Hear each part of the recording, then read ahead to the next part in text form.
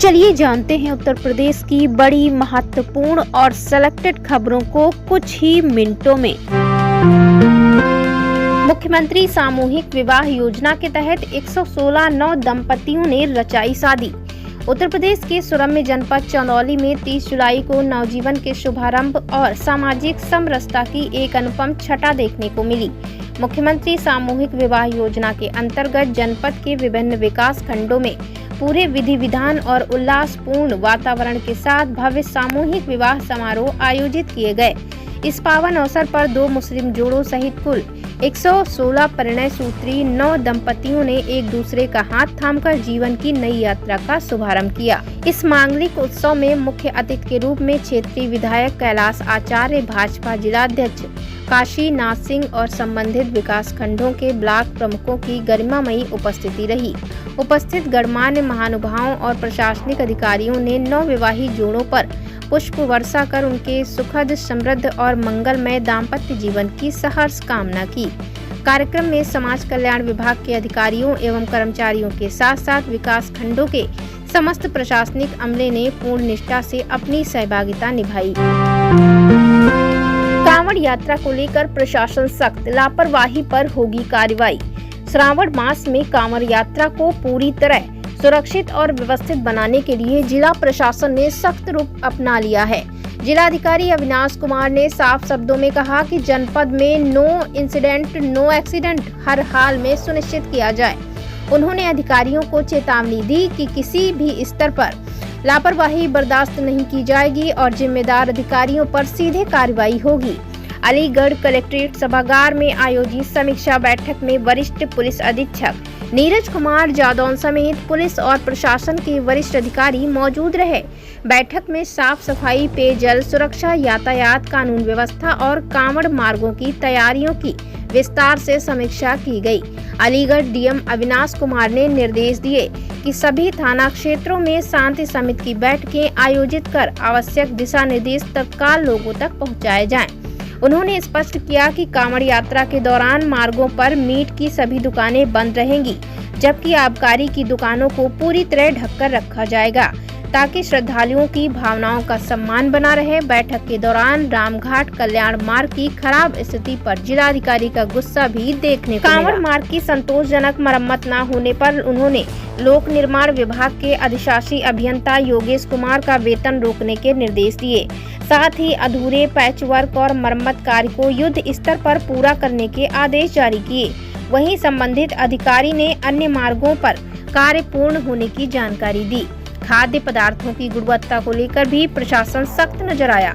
सहायक आयुक्त खाद्य सुरक्षा को निर्देश दिए गए हैं कि सभी खाद्य प्रतिष्ठानों की नियमित जांच की जाए और प्रत्येक दुकान पर मूल्य सूची अनिवार्य रूप से प्रदर्शित रहे। पॉक्सो कोर्ट का फैसला, छेड़छाड़ व धमकी के दोषी को 4 वर्ष की सजा, 35,000 रुपए का जुर्माना। एटा में वरिष्ठ पुलिस अधीक्षक डॉक्टर इला मारन जी के निर्देशन में चलाए जा रहे ऑपरेशन कन्विक्शन अभियान के तहत प्रभावी पैरवी का एक और परिणाम सामने आया है।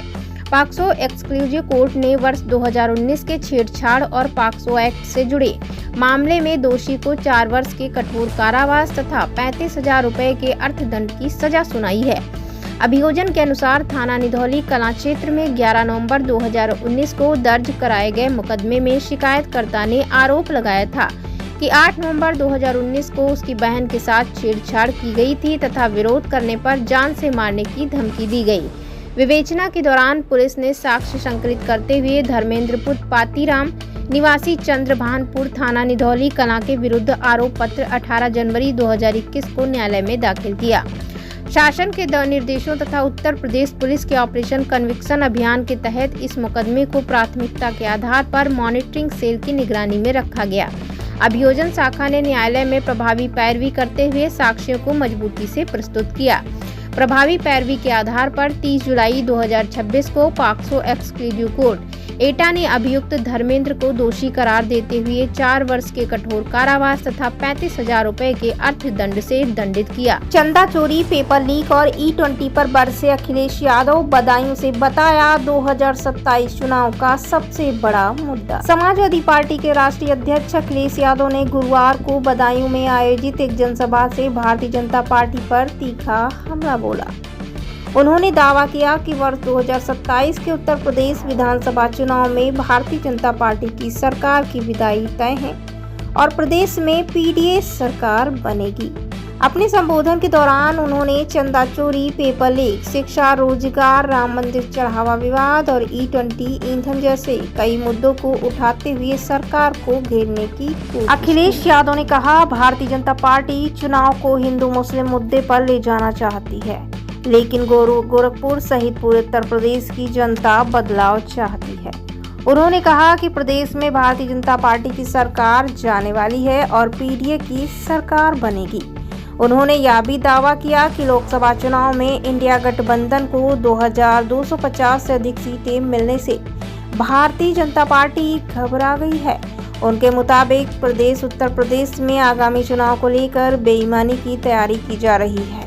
उन्होंने अधिकारियों से निष्पक्ष होकर जनता के साथ न्याय करने की अपील करते हुए कहा कि सत्ता बदलने के बाद भारतीय जनता पार्टी अधिकारियों का साथ नहीं देगी, इसीलिए सभी को कानून के अनुसार काम करना चाहिए। सभा को संबोधित करते हुए अखिलेश यादव ने कहा कि वह जानबूझकर गंगा एक्सप्रेसवे से यात्रा करके बदायूं पहुंचे ताकि निर्माण कार्य की गुणवत्ता को अपनी आंखों से देख सके। उन्होंने आरोप लगाया कि जिस एक्सप्रेसवे का उद्घाटन किया गया उसका एक हिस्सा बारिश में बह गया और आगे भी उसके धंसने की आशंका बनी हुई है।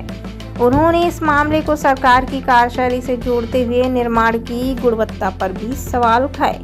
अखिलेश यादव ने कहा कि भारतीय जनता पार्टी के कई सांसद जनता के दबाव में थे। उन्होंने दावा किया कि जिन सांसदों पर जनता का दबाव बढ़ा, उनकी बात आखिरकार प्रधानमंत्री नरेंद्र मोदी और गृह मंत्री अमित शाह तक पहुंची, जिसके बाद धर्मेंद्र प्रधान का इस्तीफा हुआ। उन्होंने कहा कि जो सरकार पहले जनता की आवाज़ सुनने को तैयार नहीं थी, अब उसे जनता की बात सुनने के लिए मजबूर होना पड़ रहा है।